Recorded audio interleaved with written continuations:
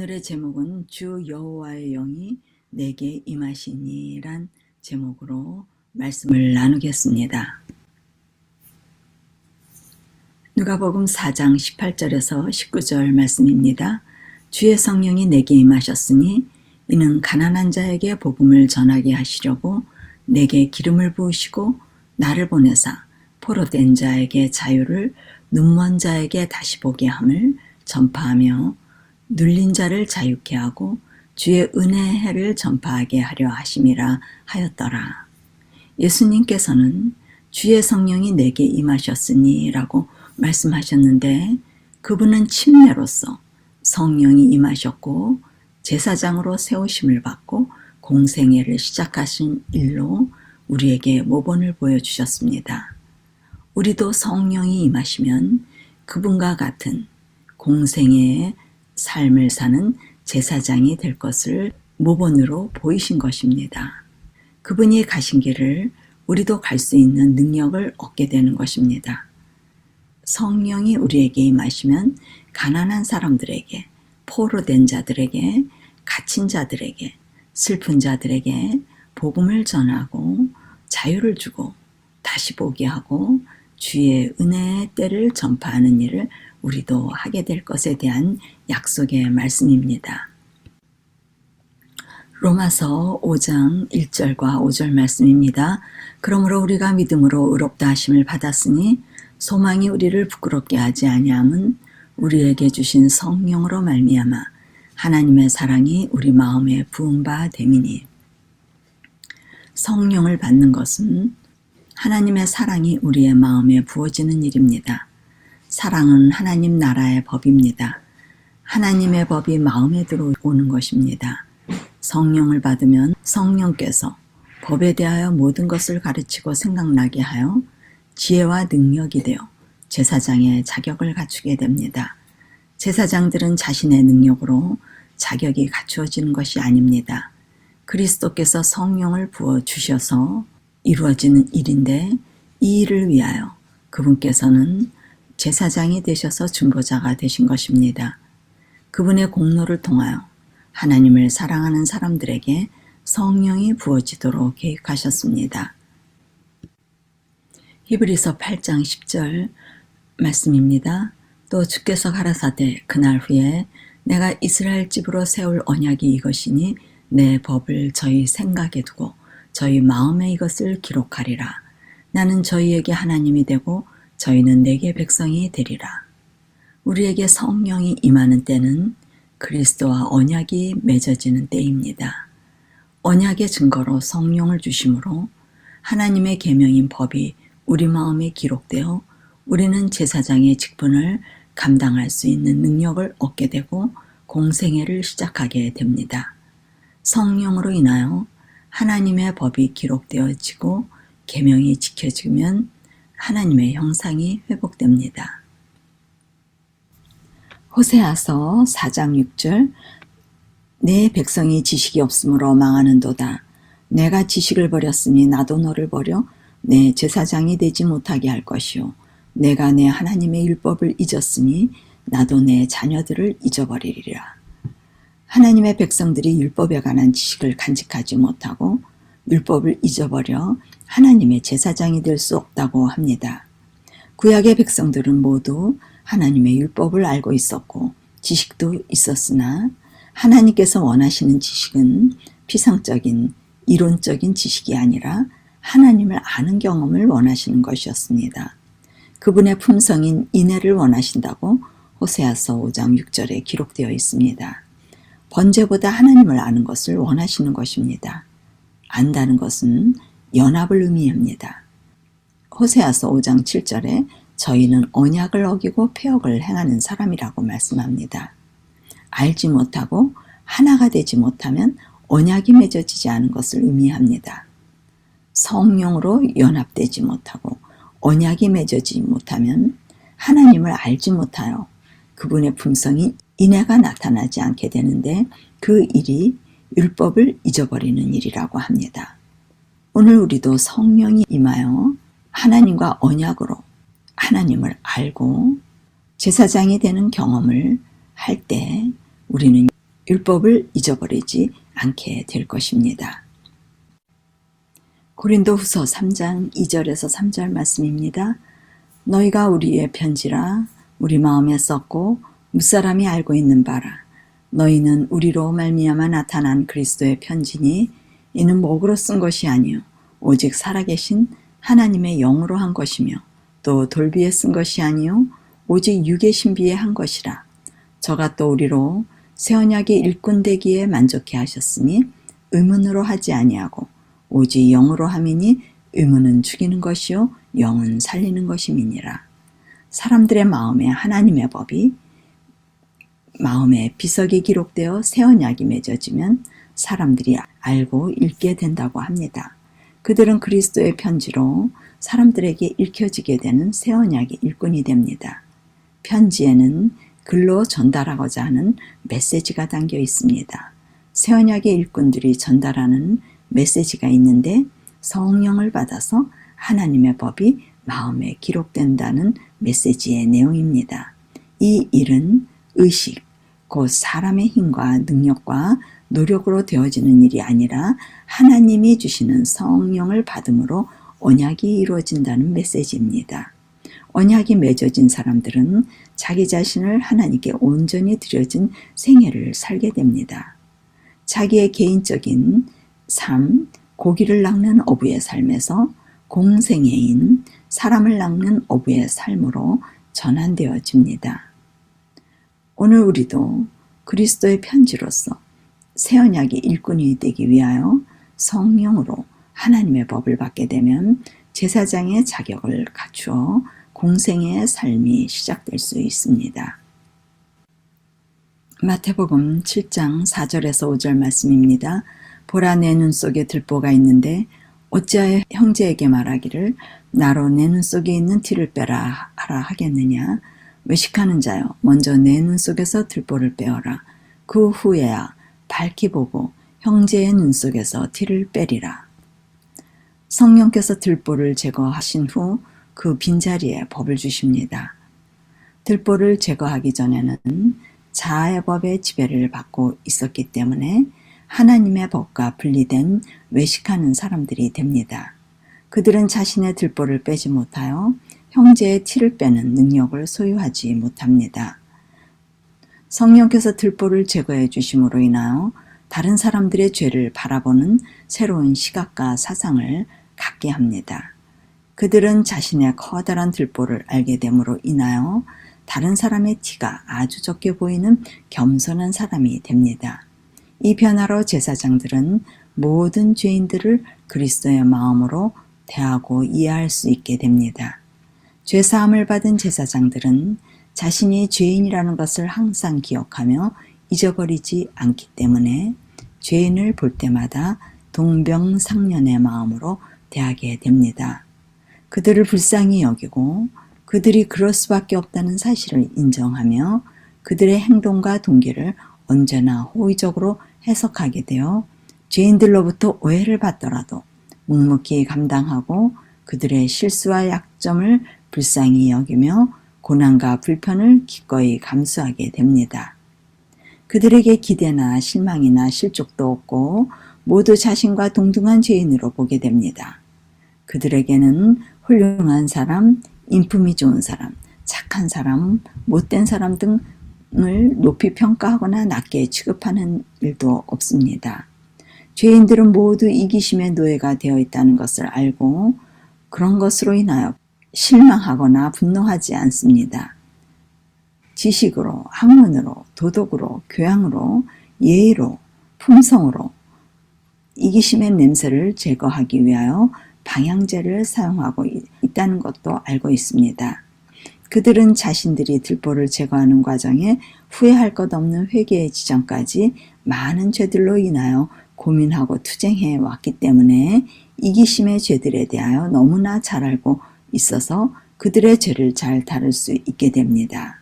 제사장들은 과거에 자신의 들보인 이기심의 죄들을 예수님께서 어떻게 취급하고 계셨는지 잘 알고 용서해 주신 것에 대하여 그의 생애를 통하여 잊을 수 없기 때문에 죄인들을 이해하고 용납하고 받아들일 수 있게 됩니다.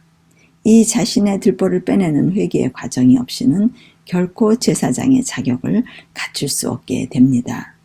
이러한 의미에서 우리의 회개, 모든 회개와 후회할 것 없는 회개의 과정은 제사장이 되기에 없어서는 안 될 고귀한 경험으로 능력이 될 것입니다. 이사야서 61장 4절 그들은 오래 황폐하였던 것을 다시 쌓을 것이며 예로부터 무너진 것을 다시 일으키며 황폐한 성읍 곧 대대로 무너져 있던 것들을 중수할 것이며 제사장들은 오래 황폐하였던 것을 다시 쌓을 것이라고 합니다. 오래 황폐하였던 곳 에덴에서 무너졌던 하나님의 법과 하나님의 형상을 다시 세우게 될 사람들입니다.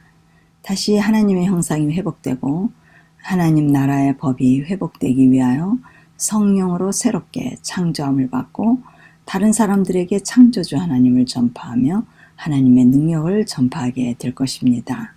많은 영혼들이 회개할 수 있도록 정령 죽는 지점으로 인도하여 하나님께서만 하시는 새로운 부활의 창조가 일어나도록 그들의 공생애를 통하여 전파하는 내용은 회개와 십자가의 죄사함과 성령의 임하심이라는 것이 주제가 될 것입니다. 죄사함을 받기 위하여 그들은 죄인들에게 회개하라는 메시지를 전파하게 되며 회개 후에 이르러오는 성령의 임재를 그들이 경험하도록 인도할 것입니다. 성령으로 사랑이 우리에게 어떻게 부어지는지에 대하여 말해주게 될 것입니다. 새 언약의 능력에 대하여 알려주며 그 일이 은혜의 빛을 갚는 유일한 방법임을 알고 죄인과 성령으로 그리스도의 만남을 주선해주는 중매장이가 될 것입니다. 주의 성령이 우리에게 임하셔서 기름을 부으시고 가난한 자들에게 복음을 전하는 일을 하게 하신다고 합니다. 가난한 자에게 보내지게 되면 가난한 자들에게 하나님께서 자신들을 어떻게 가난에서 극복하게 하셨는지 산 경험의 이야기를 하면 복음이 됩니다. 포로된 자에게 자신이 어떻게 포로되어 사로잡혀 자유치 못한 곳에서 자유를 경험하게 되었는지 그들에게 위로가 될 수 있고 자유에 대해서 말할 수 있게 됩니다. 눈먼 자들에게 어떻게 다시 보게 되었는지 경험 이야기를 하게 되고 눌린 자에게 어떻게 자유케 하셔서 완전한 안식을 주셨는지 선포하게 됩니다. 그들에게 주의 영이 임하심으로 십자가의 죄사함의 경험으로 새 언약이 맺어진 일과 하나님의 법이 기록된 그분의 능력을 전할 수 있게 됩니다.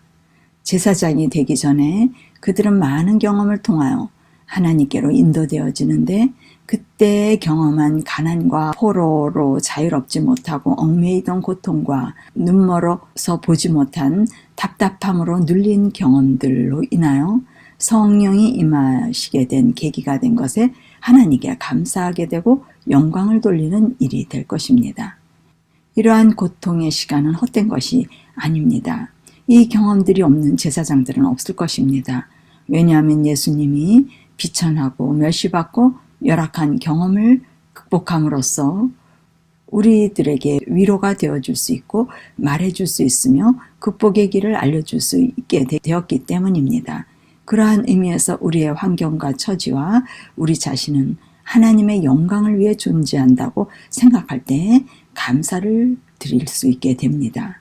그러한 경험은 또한 그들의 능력이 되어 흔들리지 않는 외부의 핍박을 견딜 수 있게 될 것입니다.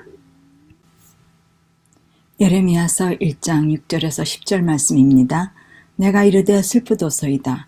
주 여호와여 보소서. 나는 아이라 말할 줄을 알지 못하나이다 하니 여호와께서 내게 이르시되 너는 아이라 말하지 말고 내가 너를 누구에게 보내든지 너는 가며 내가 내게 무엇을 명령하든지 너는 말할지니라. 너는 그들 때문에 두려워하지 말라. 내가 너와 함께하여 너를 구원하리라. 나 여호와의 말이니라 하시고 여호와께서 그의 손을 내밀어 내 입에 대시며 여호와께서 내게 이르시되 보라 내가 내 말을 내 입에 두었노라. 보라 내가 오늘 너를 여러 나라와 여러 왕국 위에 세워 내가 그것을 뽑고 파괴하며 파멸하고 넘어뜨리며 건설하게 하고 심게 하였느니라 하시니라. 예레미야에게 선지자 즉 하나님의 말씀을 선포하는 제사장이 일을 맡겨주실 때의 일입니다. 그는 아이라 말할 줄을 알지 못한다고 말하였습니다. 그는 하나님의 말씀을 전하는 경험이 많지 않은 어린아이와 같이 무지한 젊은이로서 말을 잘 하지 못한다고 하는 것으로 보아 그가 전할 대상들은 대제국들과 종교 지도자들을 상대로 말씀을 선포하기에 두렵고 떨리는 임무를 맡기에 유창하게 말을 잘하지 못하는 것임을 알 수 있습니다. 이 말은 마치 모세를 부르실 때 모세의 반응과 유사한 고백인 것입니다. 오늘날도 하나님의 말씀을 선포하는 제사장의 직분을 맡은 사람들이 경험이 미흡하고 대중들에게 말씀을 선포하는 직분이 주어지면 모두 같은 고백을 하게 될 것입니다.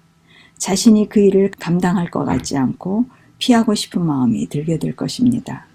대부분 그런 일에 익숙치 않고 경험이 없이 부름을 받게 되는데 그들이 유창한 언변의 소유자가 아니기 때문에 주저하게 됩니다. 많은 사람들의 시선을 받고 그들의 죄를 질책한다는 것은 모두 원하지 않는 일일 것입니다. 좋은 말을 해주는 것은 어렵지 않으나 회개하라고 죄를 알려주어 자존심을 건드리게 되면 미움을 받고 따돌림을 받는 일은 모두가 원하지 않는 일이 될 것입니다. 이러한 일이 우리에게 닥친다면 우리도 같은 생각을 갖게 될 것입니다. 하나님께서 내가 너를 보내고 너와 함께하여 구원하리라는 말씀에 위로와 용기를 얻게 되었습니다. 너는 그들 때문에 두려워하지 말고 어디든지 가고 무슨 말을 하든지 말하는 것을 주저하지 말고 두려워하지 말라고 명령하셨습니다. 그러시면서 내가 내 말을 내 입에 두었다고 합니다. 그분의 말씀은 세상 곳곳에 보내져서 세상 나라의 지배를 받는 이기심의 법에서 이기심의 들보를 뽑고 파괴하고 넘어뜨려 하나님 나라의 새로운 법을 건설하고 심게 할 것입니다. 하나님께서는 자신의 사람을 보내실 때 그분의 말을 반드시 그들의 생각과 입에 두고 자기의 일을 이루십니다. 오늘도 성령이 임한 사람들은 그들의 생각과 입에 하나님의 말을 받게 됩니다. 생각 속에 법이 있고 입에 두어서 하나님 나라의 법을 어디든지 곳곳에 선포하게 하십니다. 세상의 지도자들과 종교 지도자들을 뽑고 넘어뜨려 새롭게 심고 건설하게 할 것입니다. 이 일이 제사장들의 사명입니다. 이사야서 6장 1절에서 9절 말씀입니다. 그때 내가 말하되 화로다 나여 망하게 되었도다. 나는 입술이 부정한 사람이요 나는 입술이 부정한 백성 중에 거하면서 만군의 여호와이신 왕을 배웠음이로다 하였더라. 그때 그 스랍 중에 하나가 부젓가락으로 제단에서 집은 바 핀 숯을 손에 가지고 내게로 날아와서 그것을 내 입술에 대며 이르되 이것이 내 입에 닿았으니 내 악이 제하여졌고 내 죄가 사하여졌느니라 하더라. 내가 또 주의 목소리를 들으니 주께서 이르시되 내가 누구를 보내며 누가 우리를 위하여 갈까 하시니 그때 내가 이르되 내가 여기 있나이다 나를 보내소서 하였더니 여호와께서 이르시되 가서 이 백성에게 이르기를 너희가 듣기는 들어도 깨닫지 못할 것이요 보기는 보아도 알지 못하리라 하여.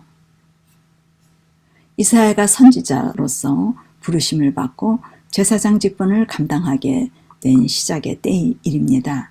제사장이란 오늘 우리에게도 왕같은 제사장이란 직분을 주셨는데 선지자들도 성전 봉사는 아니지만 하나님의 영을 받고 말씀을 맡은 직분의 일을 하게 됩니다.